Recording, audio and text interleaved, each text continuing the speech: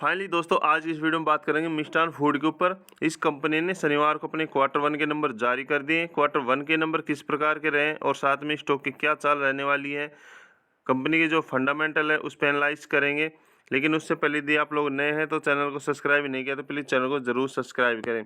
एक तो ये सर जो मिष्ठान फूड है छोटी कंपनी है और पेनी स्टॉक है, तो पेनी स्टॉक में सीधा सर उतना ही इन्वेस्टमेंट किया जाना चाहिए जितना हम रिस्क ले सके, वो भी सर लॉन्ग टर्म के पर्पज़ से, क्योंकि पेनी स्टॉक में शॉर्ट टर्म के पर्पज़ से इन्वेस्टमेंट नहीं किया जाता है सर।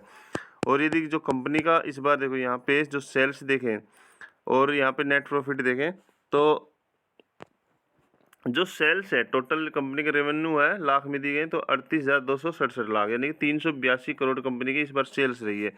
और पिछली बार थी 337 करोड़ की, यानी कि क्वार्टरली वाइज और ईयरली वाइज यहाँ से देखें ना तो सेल्स में जंप देखने को मिला है।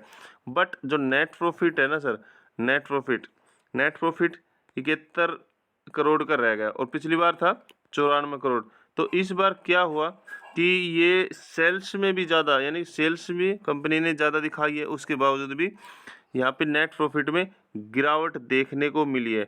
उसका रीज़न ये सर देखो यहाँ पे हम देखें कि यहाँ पे जो कॉस्ट ऑफ मटेरियल, ठीक है, यानी कि जो मटेरियल की लागत है ना वो लगभग 264 करोड़, पिछली बार थी लगभग 192 करोड़ की। तो यहाँ पे कॉस्ट बढ़ी है सर।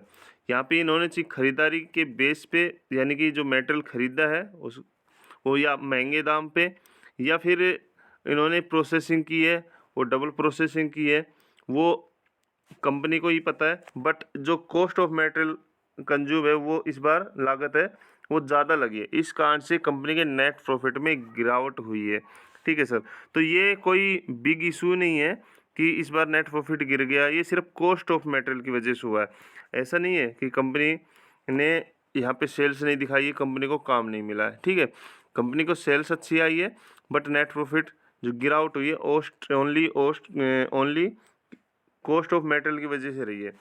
तो इस स्टॉक में, और यदि ईयरली वाइज देखें तो भी जंप देखने को मिला है। यदि ईयरली वाइज देखें तो जंप देखने को मिला है, और सेल्स में भी और यहाँ पे नेट प्रॉफिट में। बट क्वार्टर वाइज सिर्फ नेट प्रॉफिट में गिरावट देखने को मिली है।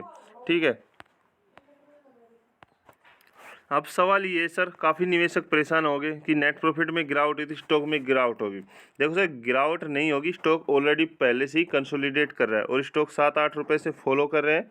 हालांकि ये स्टॉक दोबारा से हमने 20 रुपये के लेवल पे ले रखा है, बट लॉन्ग टर्म के पर्पज से, शॉर्ट टर्म के पर्पज से नहीं सर। क्योंकि लॉन्ग टर्म में आपने देखा KPI ग्रीन एनर्जी का जो है वो देखा, KPI ग्रीन एनर्जी का और साथ में कोचिन का, और अभी ये जो RVNL है, RVNL स्टॉक, IRFC स्टॉक, ये 1-2 साल पहले कितना था, कहीं 25 रुपये भाव था, किसी का 30 रुपये भाव था। ठीक है, और आज स्टॉक का है 200 प्लस है। ठीक है, 500 क्या, RVNL तो 600 प्लस है सर। ठीक है, जब इन सेक्टर पे फोकस हुआ ना गवर्नमेंट का तो स्टॉक रुके नहीं सर। ठीक है, रिटर्न पे रिटर्न इन्होंने बना के दिया है और रिटर्न बना के देंगे। तो बेस्ट कंपनी है जो ये फूड सेक्टर की बेस्ट कंपनी है। ठीक है, और ये नहीं कि कंपनी अच्छा नहीं कर रही, कंपनी काफ़ी अच्छा कर रही है। और ये स्टॉक का 1 साल का चार्ट देखें तो लगभग 60% रिटर्न है। हालांकि स्टॉक यहाँ से गिरा है।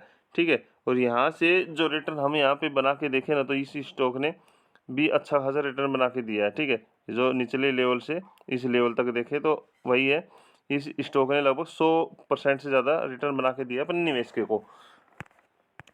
यदि स्टॉक में गिरावट होती है, मंडे को गिरावट होती है तो बड़ी गिरावट देखने को नहीं मिलेगी, बट ये किसी कारणवश स्टॉक में बड़ी गिरावट भी देखने को मिलती है सर तो स्टॉक रिकवरी करेगा, उतनी जल्दी ही रिकवरी करेगा।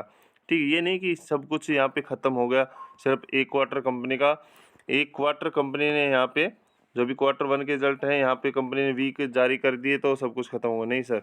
जिस दिन गवर्नमेंट का फोकस फूड सेक्टर पे हुआ, ठीक है, जिस दिन गवर्नमेंट का फोकस फूड सेक्टर पे हुआ, ये स्टॉक पता नहीं अभी जो 30 का ना, 30 कब जाएगा, 50 कब जाएगा सर, ये स्टॉक पता नहीं जाएगा नहीं जाएगा। तो ऐसा नहीं है सर, ये 30, 50, 100 क्या, ये स्टॉक आपको 500 पे भी नहीं मिलेगा सर, 500 पे भी नहीं मिलेगा। पेनी स्टॉक है, रिटर्न तो यहीं से मिलेगा ना सर। स्मॉल कैप है, मिड कैप कंपनी है, माइक्रो कैप कंपनी है, हज़ार% का रिटर्न तो ये कंपनी ही बना के देगी ना सर। जिस दिन ये स्टॉक चलने शुरू हो गए तो यही आपका 2-2 हज़ार, 4-4 हज़ार, 6-6 हज़ार% का, 10-10 हज़ार% का रिटर्न बना के देगी।